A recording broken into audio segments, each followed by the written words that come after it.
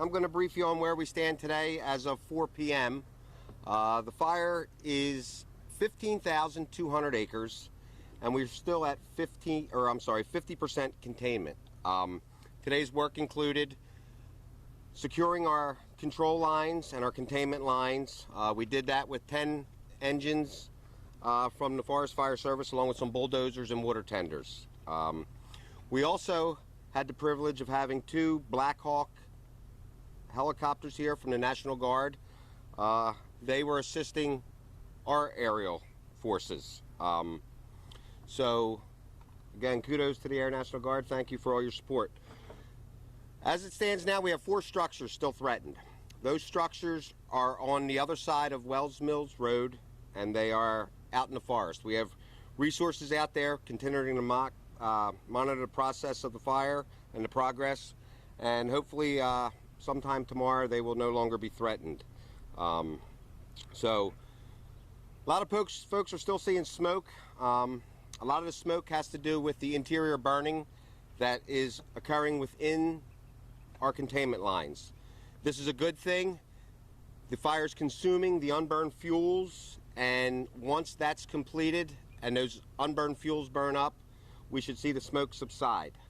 Now you're going to see little smokes along the road and things like that there, and when you do, you know, our folks are going out there and they're mopping them up. So this is probably going to continue, at least burning little fires and some smoke, up till we get the rain that's forecasted for Saturday.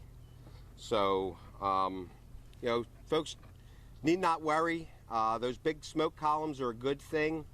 You know, our objective is to remove all the unburned fuel within our containment line, so we see that occurring.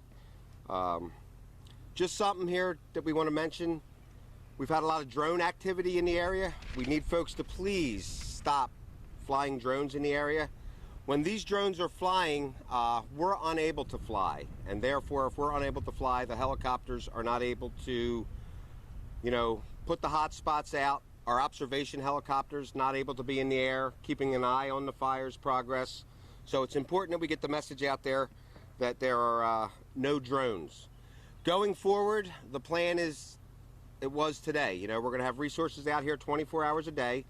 We're going to continue to monitor the interior where the fuel's being burned up, and we will continue to mop up along the roads and highways. So with that, I'm going to turn it over to Prosecutor Billhimer. Come on up. Thank you. Good afternoon, everyone. Thank you for being here today. I'd like to start off by thanking the fire service for facing the podium towards the sun. I want to acknowledge, I had a conversation with DEP Commissioner Sean LaTourette this morning. He apologizes that he couldn't attend today. I want to thank him for his cooperation. I want to commend Chief Donnelly and the Fire Service Commission, the State Fire Service, for their cooperation, for their help and their collaboration. This is certainly a massive event, and without their assistance, we would be at a loss for sure. I also want to acknowledge the Ocean County Sheriff's Office, the New Jersey State Police, the Ocean County Sheriff's Office Crime Scene Investigation Unit, all of our local police departments, specifically Waretown, Chief Rogalski, that's Ocean Township for those of you that are not familiar. Chief Rogalski is standing behind us, Chief Carroll from Barnegat Township, and Chief Kenny from Lacey Township. Specifically, I want to acknowledge their mayors, their leadership. I want to thank their officers for their diligent help. I want to acknowledge our Ocean County Prosecutor's Office Major Crime Unit, our Arson Environmental Squad, who have worked closely with detectives from Waretown to arrest an individual, as you're all aware. We have made an arrest. We'll get to that in a minute. I just want to acknowledge all the people behind me, all the people that have done the work to bring this defendant to justice. I want to thank all of our EMS, all of our fire service personnel, all of our volunteers that have been out here working tirelessly to keep our residents safe. The patience of the community, I want to thank everyone that was evacuated, those that lost power. It's been a trying 3 or 4 days, and our communities have responded. All the local police departments that responded with mutual aid, I want to thank them for their assistance. It really makes Ocean County a special place. I want to thank the Ocean County Board of Commissioners for their support.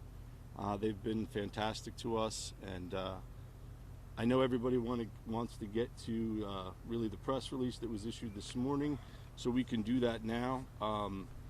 I should probably start by saying this is an ongoing and active investigation, so there's some details that I will not be able to discuss here publicly, as we're still tying up some loose ends on this investigation.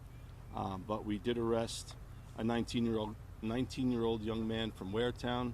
His name is Joseph Kling. We believe he is the person responsible for starting this fire, and we intend to prosecute him to the fullest extent of the law.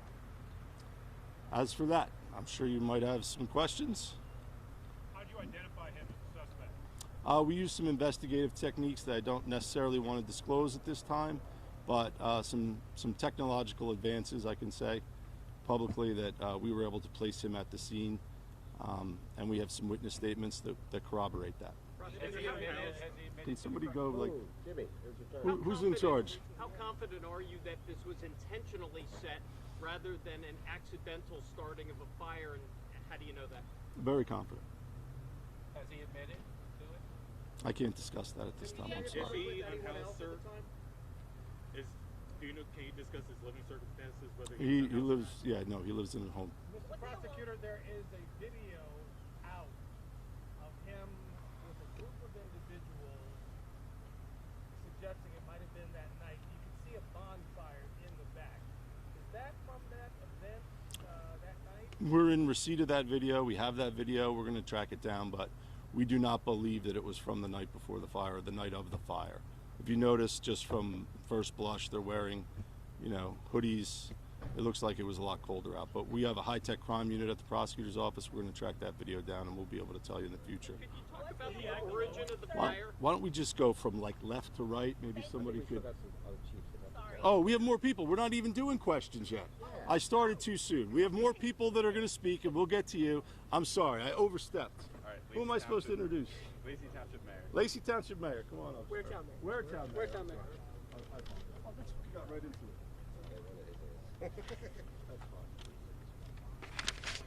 Thank you all for coming out. We appreciate you being here. On behalf of myself and the entire Township Committee of Waretown, Township of Ocean, we extend our deepest gratitude and heartfelt thanks to everyone who responded to the Jones fire incident. There you go. At the peak of the incident, we had over 4,000 people evacuated from Waretown. Our police department, our EMS, helped all the seniors in senior villages and apartments get out very safely and swiftly. My family is one of those who evacuated also. All roads are now open. All evacuation orders are all lifted. The fire still goes on, as you heard before. I won't say that again. We're grateful to our dedicated first responders here in our township, as well as the neighboring communities and partners. Our state, local, and county partners, we're very grateful for all their assistance. Police departments, fire companies, first aid squads, dispatchers, New Jersey Forest Fire Service, Ocean County, and state agencies, as well as many others. I'd like to acknowledge our Chief, Michael Rogowski, Ocean County Prosecutor Bradley Billhimer, New Jersey Department of Environmental Protection Commission Sean LaTourette, and their departments on their thorough and extensive investigation and apprehension of the arsonist in the Jones Road fire. Again, on behalf of myself and all the residents of Waretown, please accept our sincere appreciation for everyone's services who helped our town out. We acknowledge your continued support regarding the Jones Road fire. On a personal note, I'd also like to thank our clerk and administrator, Diana Ambrosio, for her tireless efforts in helping us through this event, as well as our Chief Rogowski. Thank you. Don't ask me questions. Yeah. All right, Lacey Township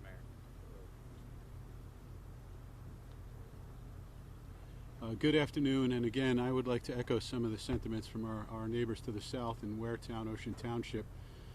But for the efforts, and I'm going to talk to you first just as a dad, not a mayor, the efforts of the Ocean County Prosecutor's Office and Prosecutor Billhimer in not only protecting us, but the efforts that he puts out in our schools for prevention. I'm grateful on many, many levels. again, as a municipal leader and a dad, so I'm grateful. The response that we have received here in Ocean County, in particular in Lacey Township, has been nothing short of stellar. I can still report to you, as 14,000 acres have been burned, we have not had one loss of life, we have not had one loss of single-family structure in Lacey Township, and we haven't even had a report of an injury by any of our first responders.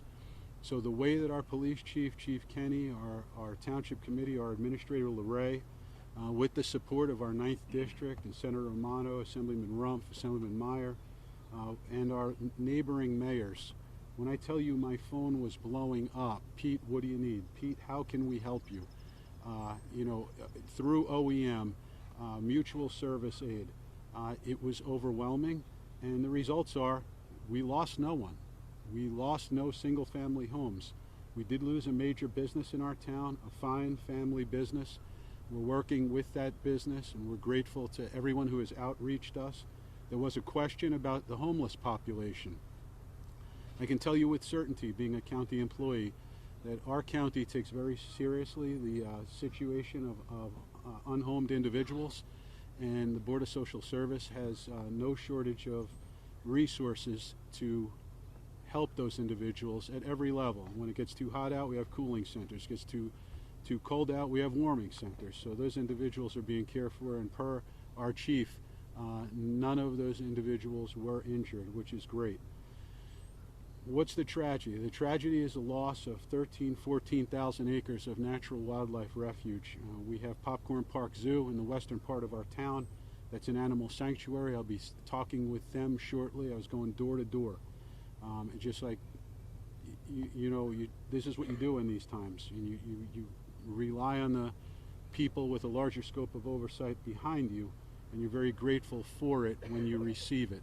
So to all of you that help get this message out, if anyone has questions, the last thing we want in an incident command structure is to have somebody flying around hot on the rumor mill. For my town, LaceyTownship.org, I have a prepared statement there, pathways for interventions if you need help. The DEP website is on there, the Ocean County Health Department website is on there. It talks about air quality standards and issues and what you do if you're experiencing some breathing trouble. And again, to everyone behind me, so grateful, heartfelt thanks, and God bless all of you. All right, now we'll do questions. Like I said, we're going to go from left to right. Wayne, anything? Okay. CBS, anything? Do you guys have any concerns about containment around the nuclear power plant?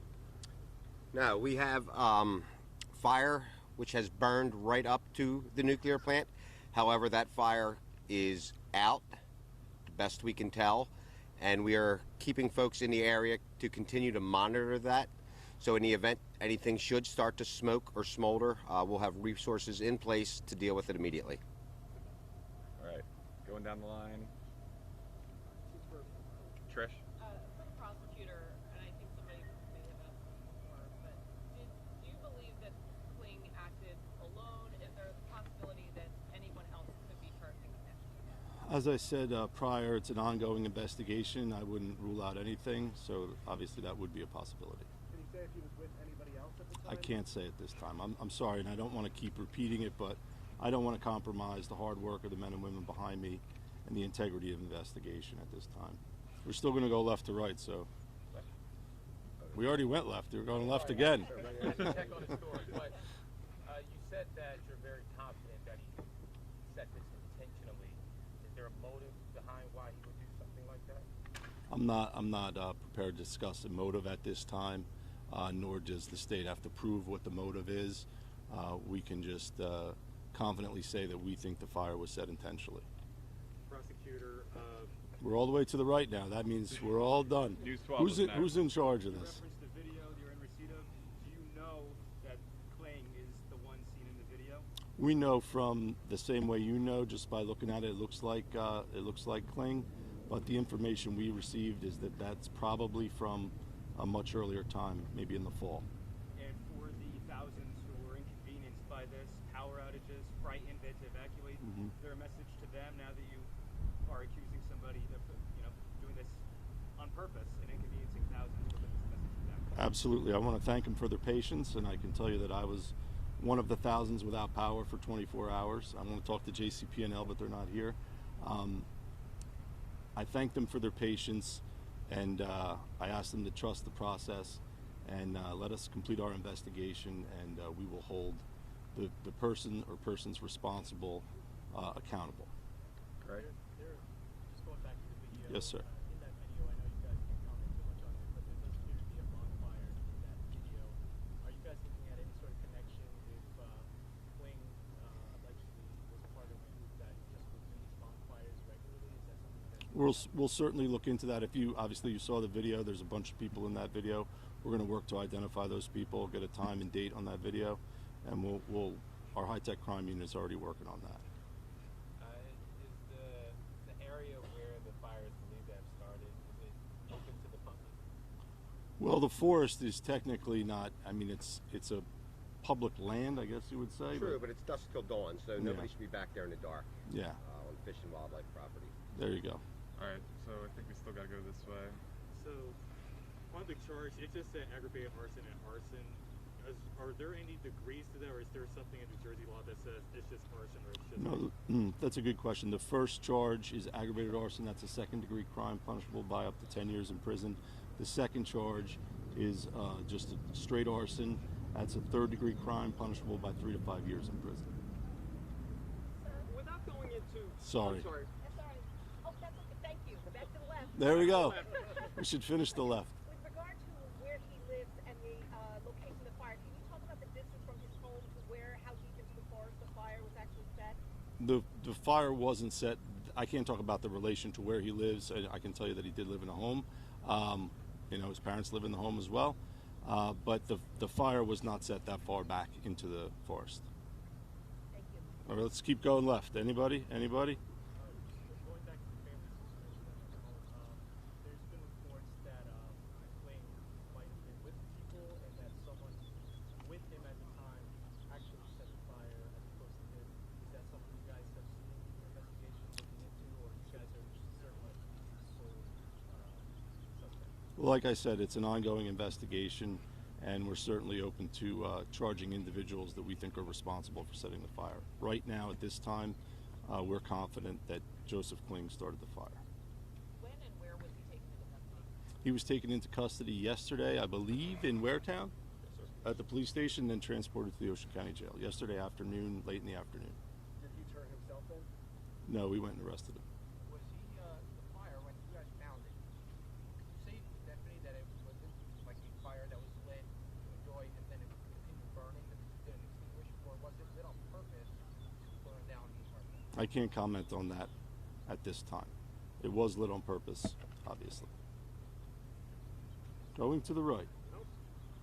We good? I think you're it. All right. Question for the state. Prosecutor. The fire was 35 acres in size when it started.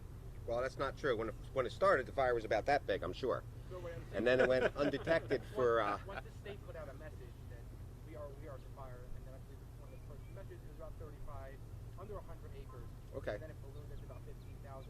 Is there a way, or looking back, obviously it's 2020, but is there a way to look back and be like, is there something we could have done differently? Do you think that stuff was just happening quickly? Why did Who's it we? get from hundreds of acres to thousands?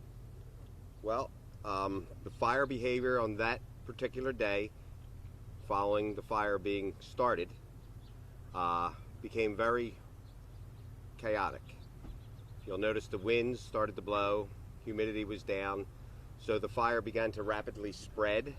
And for those of you who weren't here yesterday, New Jersey has some of the most volatile wildland fuels in the country. So once a fire like that gets established, there's no actual catching it, if you will. You try to head it off at the pass, and we do that with some backfiring and trying to build a containment line ahead of it. And we just could not get far enough ahead of this fire based on its behavior that we were able to actually keep it in check. So the Forest Fire Service, us, you, me, there was nothing else we could do. That fire, we did everything we possibly could to try to stop that fire. And that fire only stopped when it was good and ready. And we saw that. It ended on the other side of east side of Route 9, and that's basically because it ran into some water. Prosecutor, I think a lot of people thought it was remarkable that you had an arrest so quickly in a fire this large. Could you give us just a high-level explanation of some of the technology that might be behind some of this investigation, and maybe what the fire origin scene looked like to the eye? I can't speak to the fire origin scene. I'll leave that to the experts and our arson detectives that were out there, and of course the State Fire Service. The first part of your question was? Just a higher level explanation of the technology. Well, the technology is the men and women you see behind me. These are the men and women that did the investigation, that were able to follow some leads. There was some technology that was involved, the GPS coordinates we were able to establish, and that really led us to Joseph Kling and some of the witnesses that we were able to find. But that's the technology. I can't go into it much further, though. But I appreciate the question. It's a good question.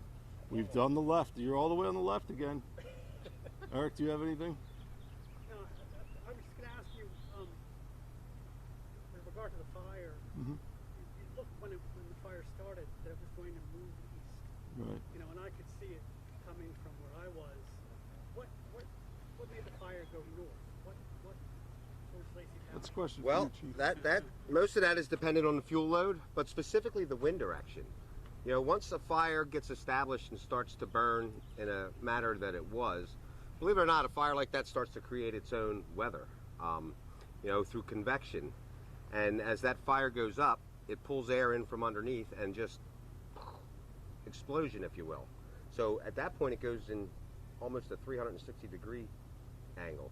So with that being said, our folks were trying to come down this road, and we had a couple spots, because you have to stay with this fire the whole time we're moving along, trying to keep up with it. And we just weren't able to keep up with it that day because of just how erratic the fire behavior was.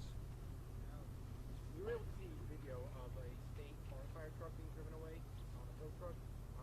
Was there damage to state property, fire trucks, or other? Yes, we had quite a few of our trucks were damaged, believe it or not.